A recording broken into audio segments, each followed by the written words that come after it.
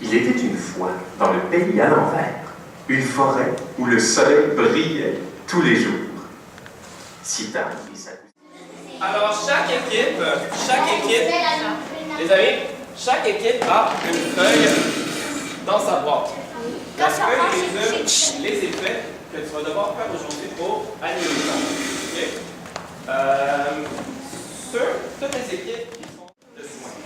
Okay, fait on pratique tout ce qu'on a comme objet. Sur la feuille, qu'est-ce qui est écrit?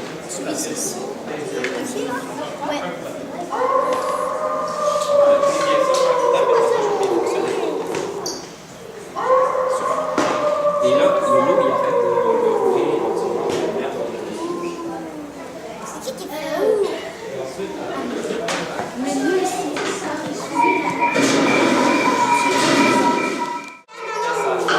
Regarde ce qu'on a fait.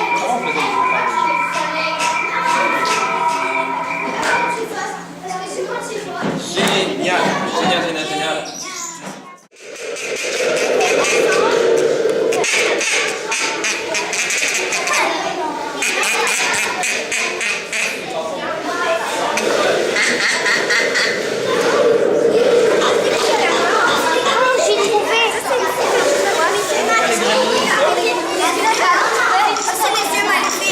Vous avez une responsabilité.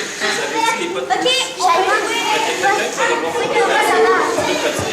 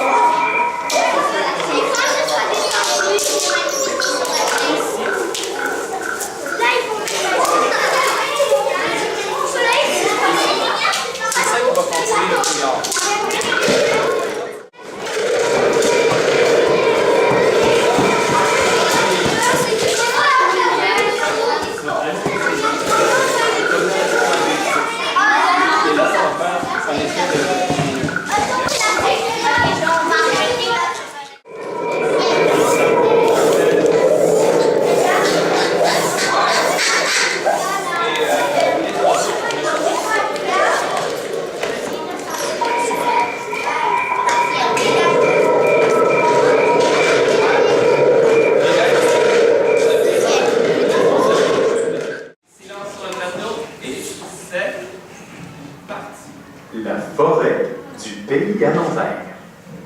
Il était une fois, dans le pays à l'envers, une forêt où le soleil brillait tous les jours. Sita et sa cousine Assilène, qui aimaient l'inconnu, décidèrent d'aller camper dans la forêt, même s'il était interdit d'y entrer du coucher au lever du soleil. Une fois installés, ils partirent explorer la forêt. Ils entendirent des oiseaux chanter.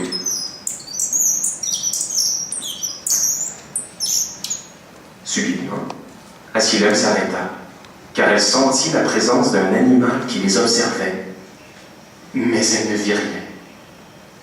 Plus loin, une famille de canards attira leur attention.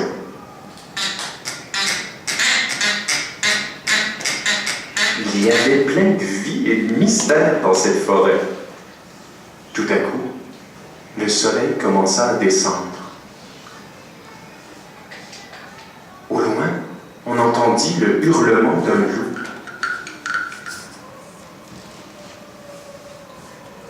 Les deux cousins voulurent revenir rapidement à la tente, mais ils ne la trouvaient plus. Sita et Assilène eurent alors très peur. Dans le pays à l'envers, autant le jour était magnifique, autant la nuit pouvait être terrible. Heureusement, les enfants retrouvèrent leur tente. Le calme était revenu. Comme le soleil disparaissait, on entendit des couassements de grenouilles.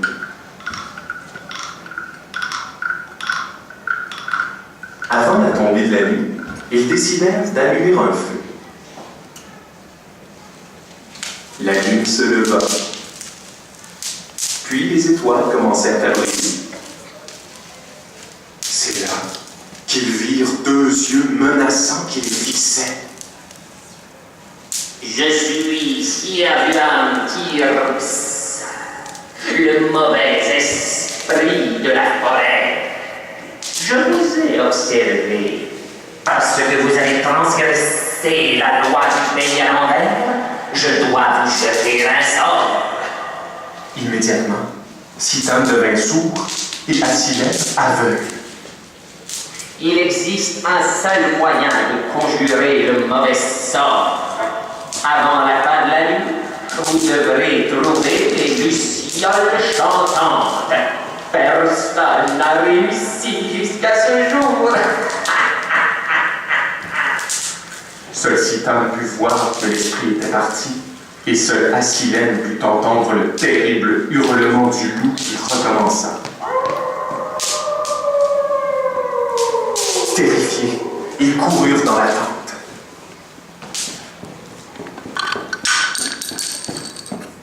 D'un clic, Citan alluma sa lampe de poche.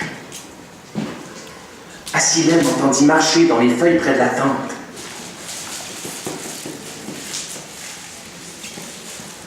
Aussitôt, elle dit à Citan de fermer la lampe de poche.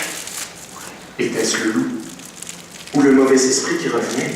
Qu'il se soit, il était si près d'eux qu'ils sentirent son souffle à travers la tente. Asilène entendit les pas qui s'éloignaient. Enfin, les enfants pouvaient partir à la recherche des lucioles. À cet instant, le ciel se couvrit, la lune et les étoiles disparurent derrière les nuages. La pluie commença à tomber doucement. Le vent se leva brusquement. Le feu s'éteignit, la pluie devint beaucoup plus forte, et soudain on vit des éclairs et on entendit le tonnerre. C'était l'orage.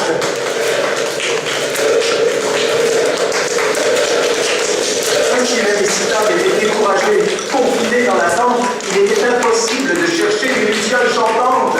S'ils ne les trouvaient pas avant le lever du soleil, ils resteraient sourds et aveugles toute leur vie.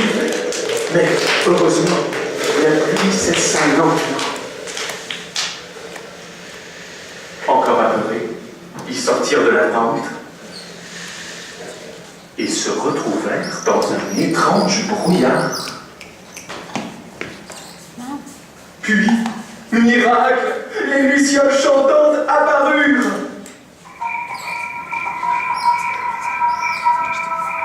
Comme l'esprit l'avait prédit, Asilène recommença à voir et Citan à entendre. Jamais, oh non, jamais il n'oublierait cette aventure dans la forêt du pays à l'envers.